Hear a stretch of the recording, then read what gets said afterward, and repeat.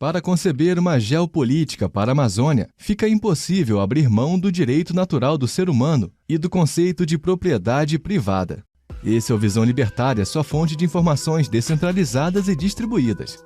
Muitos analistas de plantão não demoram a apresentar seus planos mirabolantes para o desenvolvimento da região amazônica. Essa gente não conhece a cultura local, nunca andou na mata ou navegou nos rios, mas sabe como resolver todos os problemas. Parece até aquele tipo de adolescente que tem a solução para todos os problemas do mundo, mas não consegue nem sequer arrumar o seu próprio quarto. Ou então, aquele bêbado que sentado na mesa do bar é o maior filósofo, mas ao final do dia acaba dormindo na sarjeta. Deus me livre ser contado entre esses especialistas com o diploma do sistema educacional brasileiro. Esse sistema falido há tempos se esmera em produzir retórica e falácias, ajudando no projeto de poder de poucos e no avanço de agentes ideológicos do Estado brasileiro. Nesse vídeo vamos analisar algumas das principais teorias para o desenvolvimento socioeconômico de um povo e de uma região, e como elas podem se aplicar à soberania da Amazônia. E no final veremos como a visão coletivista é impossível e anti-humana. Na busca por compreender o êxito e o fracasso de diferentes nações em diferentes momentos da história humana, Adam Smith, em sua obra A Riqueza das Nações, em 1776, dá um importante passo inicial. Após analisar inúmeros casos, conclui-se que a liberdade econômica e social, que se manifesta em um ambiente de segurança jurídica, respeito a contratos, liberdade de associação e de comércio, são os requisitos primordiais para a prosperidade das nações. No entanto, o filósofo escocês também inaugurou uma análise que hoje chamamos de geopolítica. Ele conclui que nações que possuem acesso ao mar, com grandes portos e inclusive com rios navegáveis, também desfrutam de vantagem na corrida rumo à prosperidade, já que escoar a produção por hidrovias é mais barato que por terra, e pelo mar se tem alcance global. Então, em sua visão, quanto maior a possibilidade de produzir e transportar produtos, pessoas e ideias, maior o crescimento econômico e maior a prosperidade de uma nação e de seus indivíduos. Posteriormente, outras teorias viriam a somar e a complementar essa primeira impressão apresentada pelo pensador escocês. Mellinger, Sachs e Gallup, no artigo intitulado A Geografia da Pobreza e da Riqueza, analisam aspectos como a incidência de doenças, clima e agricultura. Esses autores, então, descrevem como doenças como malária, dengue, tifo, cólera, entre outras doenças tropicais, minam a força e a resistência das pessoas e dificultam a vida nessas regiões. Na Amazônia, é comum um ditado que diz que quem protegeu a floresta foi o Anopheles, o mosquito da malária, que aqui chamamos carinhosamente de suvela. E pense num bicho que tem um canudo comprido, ele pica até por cima da calça jeans, realmente é um horror. Mas ninguém fala que a malária estava praticamente erradicada não só na Amazônia, mas também na África tropical. Até o pessoal da esquerda, da turminha do amor, proibir o DDT. Para explicar melhor, DDT é a abreviação para o princípio ativo do dicloro-difenil tricloroetano, que se mostrou extremamente eficiente para uma ampla variedade de insetos, a um custo relativamente baixo. Era a saída perfeita para salvar vidas e garantir o desenvolvimento de povos que vivem em regiões tropicais e úmidas. Mas espere aí, alguém falou em desenvolvimento de povos do Atlântico Sul? Como assim? Não pode. Vamos proibir o DDT. Então, a partir da década de 70, se viu uma campanha de difamação contra esse poderoso inseticida. O resultado foi a sua total proibição no Brasil na década de 90, quando então a malária volta com tudo, graçando livremente em volta das cidades amazônicas e vitimando milhares de pessoas. A malária se caracteriza por uma febre muito forte, que tem hora certa para chegar, normalmente no fim da tarde, e por atacar o fígado deixa a pessoa amarela e sem forças. Por isso também é conhecida como maleita. Se tratada logo no início com cloroquina ou com chá de casca de árvore de quina, a pessoa logo melhora, mas se não tratada, tem grandes chances de levar a pessoa a óbito. O pessoal da esquerda acredita que os governos dos países ricos deveriam desenvolver vacinas para combater malária, tuberculose, HIV e outras doenças. Será que alguém aqui é tão ingênuo que ainda acredita nisso? A ideia de que soluções vêm de iniciativas estatais é tão furada quanto todos os projetos mirabolantes que o socialismo já apresentou ao mundo. E quanta ingenuidade acreditar que países ricos vão financiar soluções para países pobres. Apesar disso, ano após ano, se vê uma diminuição na incidência de doenças tropicais. Com dados do DataSUS, é possível observar que a incidência de todas essas doenças tem diminuído nas últimas décadas, tudo isso apesar do Estado. Bem, outro aspecto interessante levantado no artigo de Mellinger, Sachs e Gallup é de que o inverno é a política pública mais efetiva para combater insetos e doenças associadas. E, pelo inverso, o verão também é a melhor política pública para combater gripes. A ciência tem mostrado que essas doenças vêm e vão conforme a sazonalidade do próprio clima. E, por fim, os autores analisam o aspecto da produção agrícola associada ao clima. As principais culturas, como trigo, milho e arroz, são de origem de clima temperado e não se dão bem em climas tropicais. Solos de regiões tropicais acabam endurecidos por laterização, que é o processo químico associado ao ferro, e normalmente são pobres em nutrientes e matéria orgânica, já que tudo é lixiviado pelas fortes chuvas. As grandes produções agrícolas geram mercados cada vez mais ricos, que por sua vez agregam mais pessoas, que acabam criando novas soluções, o que retroalimenta o sistema de produção. Cidades crescem e prosperam, há diversificação e aumenta a complexidade da economia. Toda a nação enriquece.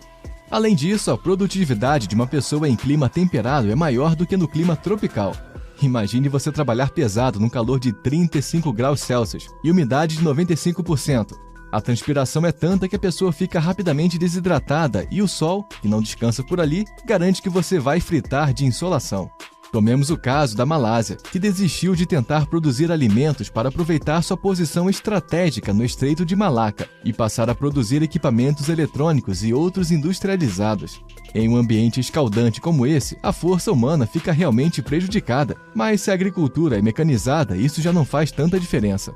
Então agora dá para entender por que os projetos de colonização da época dos militares falharam miseravelmente, e agora a agricultura mecanizada e de precisão tem prosperado na Amazônia. A região de Sorriso e Sinop, no norte do Mato Grosso, é um ótimo exemplo. Especializada na produção de soja, as colheitas rodam cerca de 1.000 quilômetros de caminhão até o porto de Mirituba, no Pará, às margens do rio Tapajós. De lá vão de balsa até Santarém, onde embarcam em navios gigantes rumo à China e outras partes do mundo. Tudo isso apesar do Estado brasileiro, que só complica nossa vida e nos onera. Por fim, Mackinder, em seu livro The Geographical Pivot of History, de 1904, observa que nas médias latitudes de clima temperado, a humanidade conheceu seu maior desenvolvimento e enriquecimento, já que desde o leste da Ásia, que seria a região do Japão e Rússia, até o oeste da Europa, que seria Portugal e Espanha, o clima é ameno e semelhante.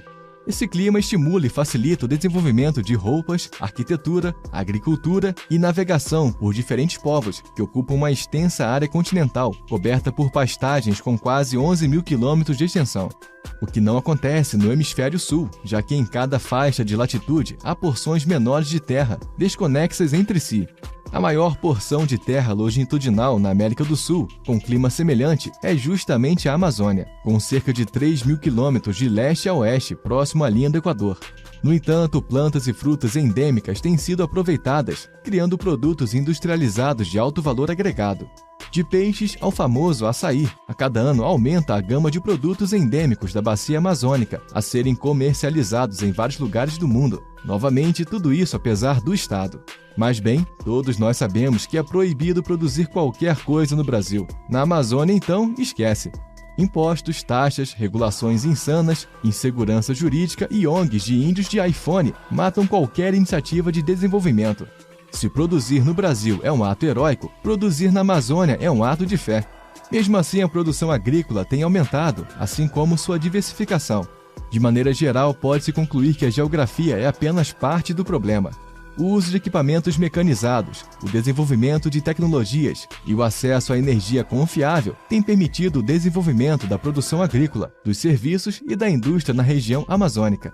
No entanto, ainda falta um ambiente de negócios que permita o florescimento da inventividade humana. Liberdade econômica e social são essenciais para o desenvolvimento em qualquer parte do mundo, e no Brasil não é diferente. Vemos iniciativas centralizadas partindo do Banco Mundial e do FMI, que concentram esforços em reformas institucionais, mas que não consideram questões geográficas nem descolam da narrativa preservacionista. Lembremos que Mangabeira Unger, um estrategista e ministro de Lula em 2007, pregava essa tal falácia do desenvolvimento sustentado. Dizia que tinha que dar título de terras, ajudar o produtor rural com financiamento e cobrar preservação. Com esse discurso bonitinho, propôs o CAR, Cadastro Ambiental Rural. Adivinhe no que deu. O CAR não reconhece a propriedade do imóvel, atiça o pobre produtor a pegar um financiamento para trabalhar e depois o multa por não cumprir exigências absurdas. Portanto, o CAR foi um dos maiores engodos que já se viu. Então, vemos que todas as condições naturais adversas apontadas já podem ser vencidas pela tecnologia e pelo uso de combustível confiável, ou seja, do diesel. Mas não tem como negar que o grande empecilho que ainda se enfrenta na Amazônia são a burocracia e os altos impostos. Bem, quem toca pequenas operações consegue escapar razoavelmente do olho de Sauron do Leviatã estatal, mas quem está nas grandes operações, esse vira escravo do sistema. A saída, então, só pode se dar no nível do indivíduo. O indivíduo, com seu esforço e inventividade, produz e comercializa produtos e serviços que atendem demandas locais de polpa de Tucumã até globais de soja e carne. A única configuração capaz de trazer prosperidade para a Amazônia é o indivíduo dentro de sua propriedade, com sua família, sócios ou colaboradores, usando seus recursos da maneira mais factível e eficiente. Só assim é possível prover os melhores produtos e serviços à sociedade. Já é chegada a hora de tirar o governo da vida das pessoas e deixar que elas vivam suas vidas usando os recursos que dispõem. Chega de retórica protecionista de europeus recalcados, chega de papo globalista, chega de agenda identitária ou ambientalista. O que as pessoas querem é trabalhar, colher, prosperar e desenvolver sua família e comunidade. Inclusive, os índios são um dos maiores prejudicados com tudo isso. Nesse quesito, a voz de Silvia Wayampi, deputada federal pelo Amapá e indígena Wayampi, ressoa como no deserto. Sim, meu caro, aqui tem índio produzindo de café a macaxeira e lidando com o turismo. Além disso, eles também odeiam o Estado que lhe mete o dedo na cara e os manda que voltem para o mato. De tudo o que analisamos nesse vídeo, fica plausível o desenvolvimento das comunidades que vivem na Amazônia, com base na ética universal da propriedade privada, segundo a qual cada proprietário de terras pode manipular os recursos ao seu dispor para produzir ou preservar, conforme melhor lhe aprouver. Por outro lado, o peso do Estado não permitirá o desenvolvimento de nada. Pela lógica, nenhum ente anti-humano e agressivo permitirá o desenvolvimento de um direito natural humano. Então chega de sonho.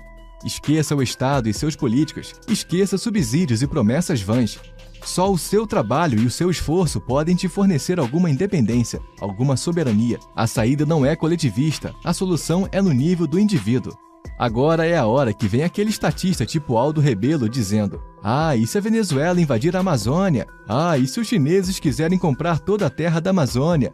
Bem, para além de ser implausível e improvável, o autorreconhecimento dos povos da região, pela sua própria natureza e cultura, impediria esse tipo de invasão. Naturalmente, as pessoas se uniriam, como fizeram nas batalhas do Acre, quando Plácido de Castro treinou e liderou exércitos privados contra tropas da Bolívia para defender a propriedade de seringalistas. E para continuar nesse assunto, veja agora o vídeo aqui no canal, A Geopolítica do Indivíduo. O link segue na descrição. Obrigado por sua audiência. Esse artigo foi escrito por Amazônia Livre, revisado por historiador libertário, narrado e produzido por Paulo Wesley. Escreva artigos você também. Acesse visãolibertaria.com. Se você gostou do vídeo, compartilhe em suas redes sociais. Caso deseje ser avisado de outros vídeos, inscreva-se no canal e depois clique no botão da campainha. Até a próxima!